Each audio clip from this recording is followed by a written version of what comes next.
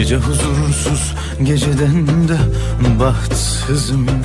Aksi bir adamın öfkesi var üzerimde.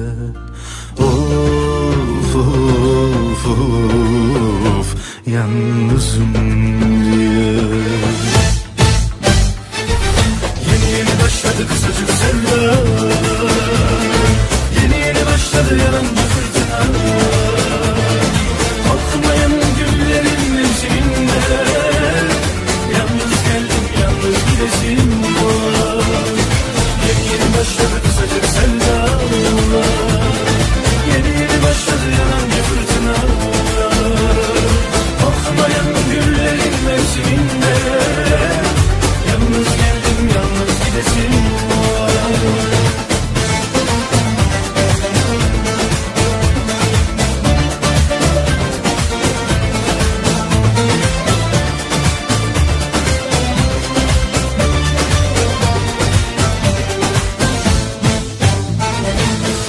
Şarkıları yazdım eski günlere, sessiz sessiz söylüyorum kendi kendime.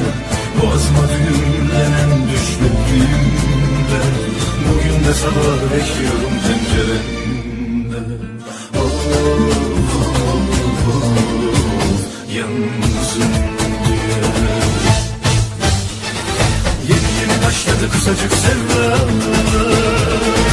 yeni yeni başladı yalancı fırtına. Kokmayan güllerin mevsiminde yalnız geldim, yalnız gidesim var. Yeni yeni başladı kısacık sevda, yeni yeni başladı yalancı fırtına. Kokmayan güllerin mevsiminde yalnız geldim, yalnız gidesim var. Yalnızım diye vay, yanlışım diye vay vay.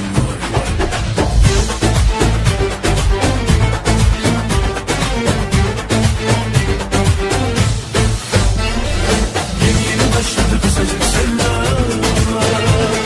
yeni yeni başladı yalancı fırtına.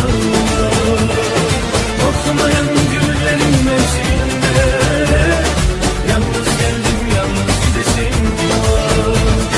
Kokmayan güllerin mevsiminde yalnız geldim, yalnız gidesim var. Kokmayan güllerin mevsiminde yalnız geldim, yalnız gidesim var.